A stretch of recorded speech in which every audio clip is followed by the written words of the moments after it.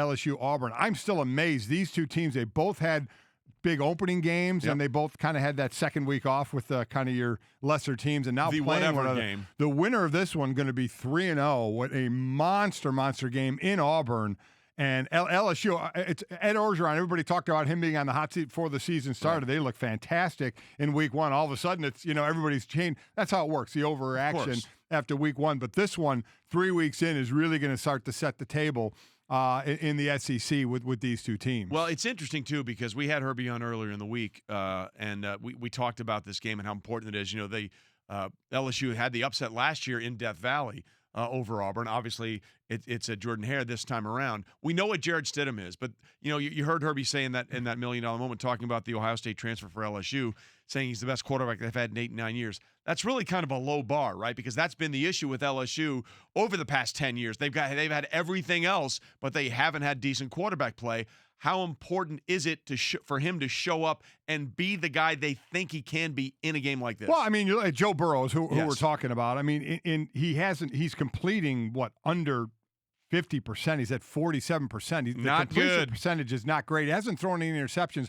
But to your point, that has been the issue. LSU not having the quarterback and not really having a system thought, one of the reasons certainly Les Miles was let go and say, hey, you got to get into the now, the offenses of today, and something that Les hadn't done to their liking enough and to enough wins for this. But now you get a quarterback that is more of a throwing quarterback. So let's see. The completion percentage is going to have to improve an awful lot. I kind of like Auburn in this one.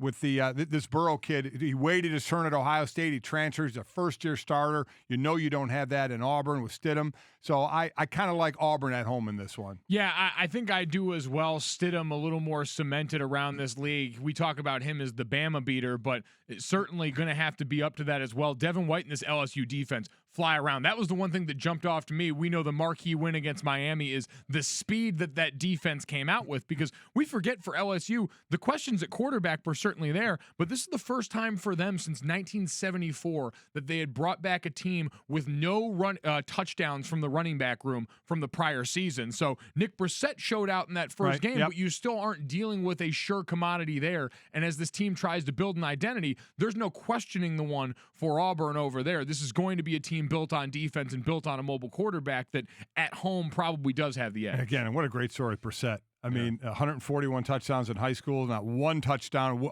until now his senior year at LSU, and gets his first two of his college career. It's pretty cool for him in the first game. So what do we make of LSU if they pull off the upset here? Where are we looking at them? Look, I'm not saying it's going to happen, but if they do, because they've been pretty good so far in their first two games, if they pull this upset off, where are we seeing LSU's ceiling? Well, I think with LSU in the ceiling, I think Burrow continuing to get better and better.